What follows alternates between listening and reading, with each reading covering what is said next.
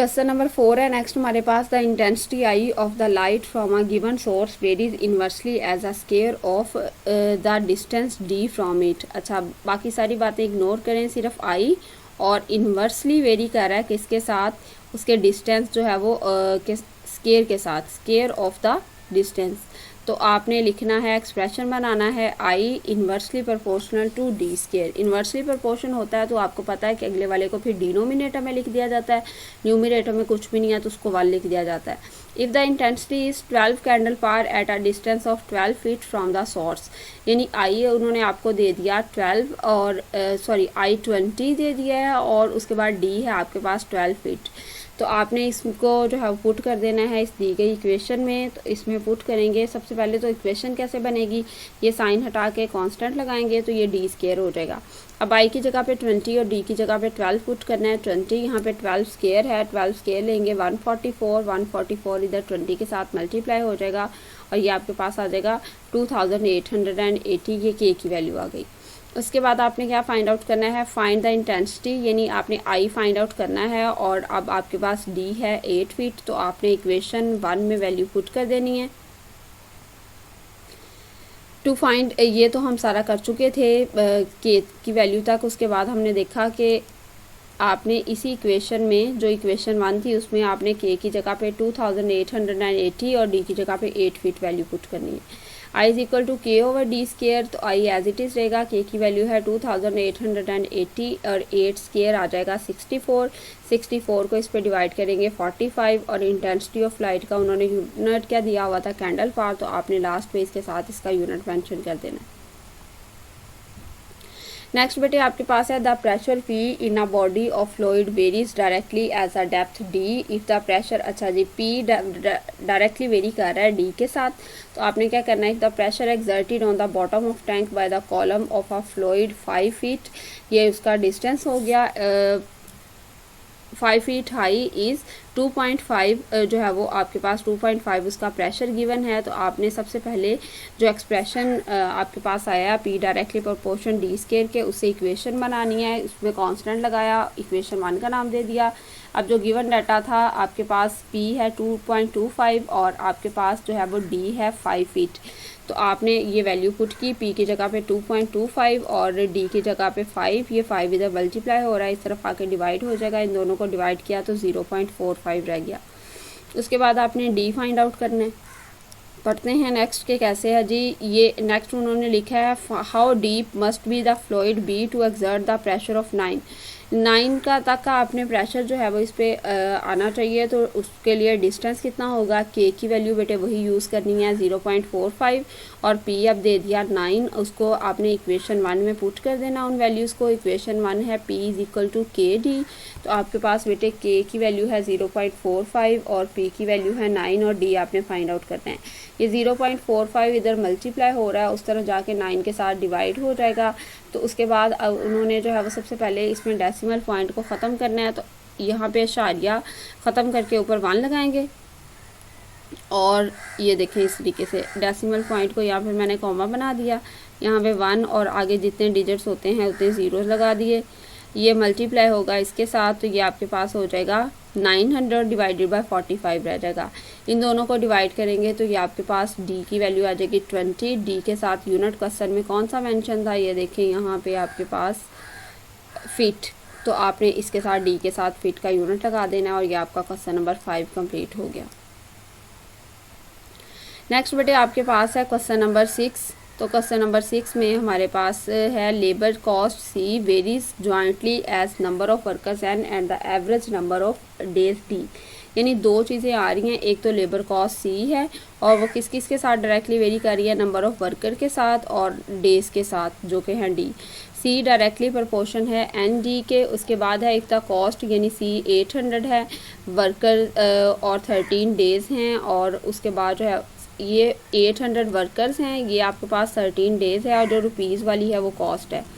तो आपने सबसे पहले तो के ये जो है वो एक्सप्रेशन की मदद से वो बनानी इक्वेशन, सी डायरेक्टली प्रोपोर्शन का साइन हटा के कांस्टेंट लगा देना और एन डी, ये इक्वेशन 1 आ गई आपके पास। अब आपने जो है वो के फाइंड आउट करना है। इस इक्वेशन में सी की जगह पे पुट करेंगे 2,86,000 और उसके बाद आपने जो है वो के फाइंड आउट करना है। एन की जगह पे आपने पुट करना है 800 और डी की जगह पे आपने पुट करना है 13 और ये 800 दोनों इधर मल्टीप्लाई हो रहे हैं, उधर जाके डिनोमिनेटर में लिख दिए जाएंगे। इन सबको जो है नीचे वालों को मल्टीप्लाई करके इसके साथ डिवाइड करेंगे तो के की वैल्यू आ गई 27.5। Then find the labour cost. अब आपने लेबर कॉस्ट यानी सी फाइंड आउट करनी है और वर्कर्स अब हो गए 600 और डेज हैं अब 18, तो के की वैल्यू यही लगाएंगे 27.5 के। तो आपने लिखना है to find C put K is equal to 27.5, N is equal to 600। ये जो फाइंड के बाद वाला डाटा अब इसको यूज़ कर रहे हैं। D is equal to 18 in equation 1, तो C is equal to K N D. K की वैल्यू है 27.5, एन की वैल्यू है 600 और उसके बाद एन है आपके पास हाँ जी नंबर ऑफ वर्कर 600 और डी आपके पास है जी डेज 18। इन सब को मल्टीप्लाई करेंगे तो टोटल कॉस्ट आपके पास आ गई 2,97,000 और इसके साथ जो है यूनिट लगा दिया रुपीज़ और ये क्वेश्चन हमारा कंप्लीट हो गया।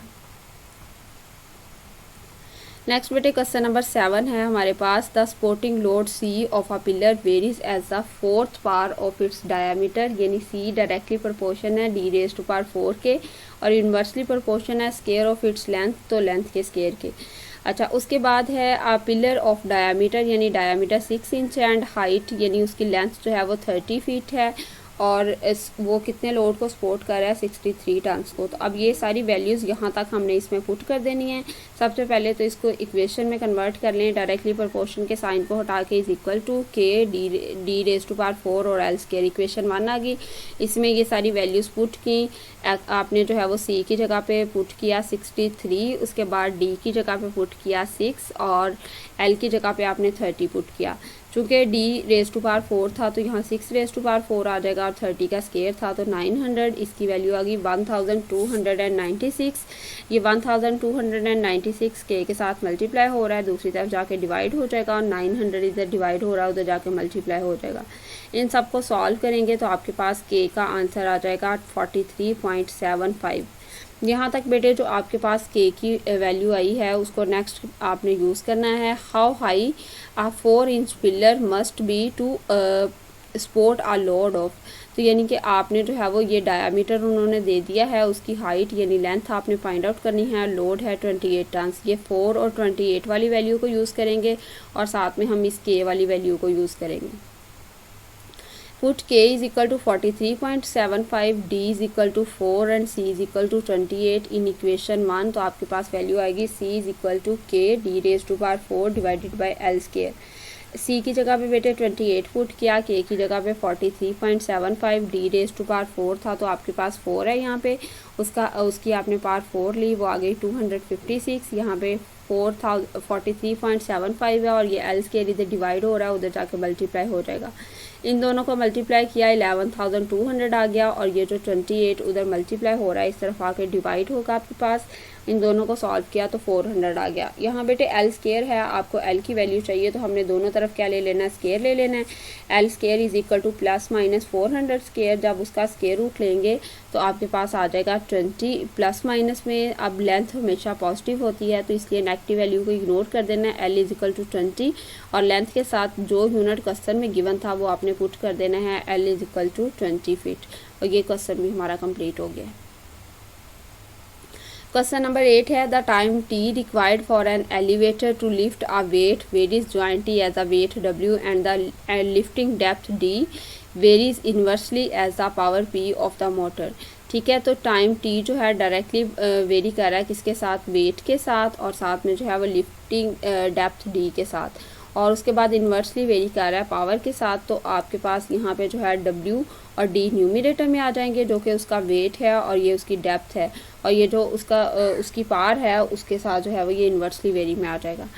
के कांस्टेंट लगाया, उसके बाद डब्ल्यू डी ओवर पी। अब वैल्यू देखते हैं 25 सेकेंड आपके पास जो है वो इफ़ 25 सेकेंड्स आर रिक्वायर्ड यानी टी हो गया 25 सेकेंड्स, 4 HP मोटर यानी पावर होगी 4 HP और आपके पास टू लिफ्ट 500 ये आपके पास वेट हो गया, और उसकी जो है वो जो डेप्थ थी वो 40 फीट है। तो यहाँ तक आपने वैल्यूज़ लगा के वाट या फाइंड से पीछे वाला जो डाटा होता है उसको आपने के की वैल्यू फाइंड आउट करने के लिए इस्तेमाल करना होता है। ये सारी की सारी वैल्यूज़ को हम इसमें पुट करेंगे। टी की जगह पे पुट करेंगे 25, जो कि ये टाइम दिया 25 सेकंड। उसके बाद जो है वो के एज इट इज़ आ जाएगा। डब्ल्यू हमारे पास यहाँ पे है 500, और उसके बाद आपके पास बेटे डी डेप्थ फाइंड आउट करनी है जो कि है 40 फीट, और डिनोमिनेटर में आपके पास 4 HP यानी 4 यूनिट्स आपको यहाँ पे लगाने की ज़रूरत नहीं है। 4 इधर मल्टीप्लाई हो जाएगा और 500 और 40 इधर आके डिवाइड हो जाएगा, ये आपके पास 100 हो जाएगा, और ये 100 और इनको मल्टीप्लाई करेंगे तो ये आपके पास जो है वो 20,000 ये 200 रह जाएगा। बाकी डिनोमिनेटर में तो के की वैल्यू आ गई 1/200। अब नेक्स्ट देखते हैं क्या फाइंड आउट करना है। वाट पार यानी पार फाइंड आउट करनी है आपने। इज़ रिक्वायर्ड टू लिफ्ट ये वेट है, उसके बाद ये डेप्थ है और ये टाइम है। तो अब इसको इक्वेशन 1 में पुट करते हैं के की वैल्यू को। के इज़ इक्वल टू 1/200, डब्ल्यू है आपके पास 800 LB और डेप्थ है आपके पास 120। आपने उसके बाद जो है वो इसमें पावर फाइंड आउट करनी है। तो वैल्यूज़ पुट की और टाइम है आपके पास 40 सेकंड। तो के की जगह पे 1/200, डब्ल्यू की जगह पे आपने लगाया 800, डी की जगह पे 120 और पावर आपने फाइंड आउट करनी थी, और इसकी जगह पे आपने लगा दिया 40। 200 को इससे मल्टीप्लाई करेंगे तो 4 आ जाएगा। यहाँ पे रह गया आपके पास 4 और 120 को मल्टीप्लाई करने से रह गया 480 और डिवाइडेड बाय पी। ये पी इधर डिवाइड हो रहा है, उधर जाके मल्टीप्लाई हो जाएगा, और 40 इधर आके डिवाइड हो जाएगा। 480 को 40 पे डिवाइड किया तो 12 रह गया। 12 पार थी, पार का यूनिट था हॉर्स पार यानी HP, तो आपने जो है वो इसके साथ HP लगा दिया। आज का बेटे लास्ट क्वेश्चन है। The kinetic energy of a body varies jointly as the mass m of the body and square of its velocity v। तो ये यानी के ई डायरेक्टली प्रोपोर्शन है mv स्केयर के, और आपने इसको जो है वो कांस्टेंट लगाया इसकी जगह पे, तो ये के ई इज इक्वल टू के mv स्केयर, इसको आपने इक्वेशन 1 का नाम दे दिया। अब आपने के की वैल्यू फाइंड आउट करनी है। इफ़ द काइनेटिक एनर्जी, ये काइनेटिक एनर्जी की जगह पे लगाएंगे 4320 व्हेन द मैस 45, मैस की जगह पे के एज इट इज़, मैस की जगह पे 45 और वेलोसिटी की जगह पे 24। चूँकि वेलोसिटी का स्केयर था तो 24 का स्केयर आ जाएगा जो कि है 576, और इन दोनों को मल्टीप्लाई करेंगे तो ये आपके पास 25,920 आ गया। ये इधर के साथ मल्टीप्लाई हो रहा है, उधर जाके डिवाइड हो जाएगा। तो अगर आप इसको जो है वो 0 से कैंसिल कर दें, बाकी वाली वैल्यू को कटिंग करके सिंप्लीफाई करना चाहते हैं वेल एंड गुड, नहीं तो ऐसे भी रहने दे सकते हैं, क्योंकि नेक्स्ट हमने इसको सॉल्व भी करना है, इस वैल्यू को यूज़ करना है। डिटर्मिन द काइनेटिक एनर्जी, अब हमने काइनेटिक एनर्जी फाइंड आउट करनी है, और ये आपके पास जो है वो ये मैस है, और उसके बाद ये आपके पास वेलोसिटी है। तो के की यही वाली वैल्यूज़ में पुट करेंगे टू फाइंड काइनेटिक एनर्जी। के ये है, मैस आपके पास 3000 में वेलोसिटी 44। आपके पास इक्वेशन थी के ई इज़ इक्वल टू के mv स्केयर, तो आपके पास ये आ गई के ई इज़ इक्वल टू 432, और यहाँ पे यानी ये एक पूरी के की वैल्यू, ये m की और ये v स्केयर। 44 का स्केयर लिया, 190 जो है वो 1936। न्यूमिनेटर वालों को सबको मल्टीप्लाई किया, डिनोमिनेटर पे डिवाइड किया, तो आपके पास आ गया 96, बल्कि ये हमारे पास जितनी वैल्यू है 9,68,000, और इसके साथ यूनिट लगा देंगे जो है वो फीट पर LB। तो यहाँ तक बेटे आपकी एक्सरसाइज कंप्लीट हो गई है। मैंने आपको इस एक्सरसाइज के सारे क्वेश्चंस करवा दिए हैं, और बहुत आसान है, सिर्फ 9 क्वेश्चंस हैं। कल संडे की हॉलीडे भी आपके पास, तो आपने रिटर्न प्रैक्टिस करने के बाद इन सारे क्वेश्चंस की इसको अपनी नीट नोटबुक पे लिख लेना है।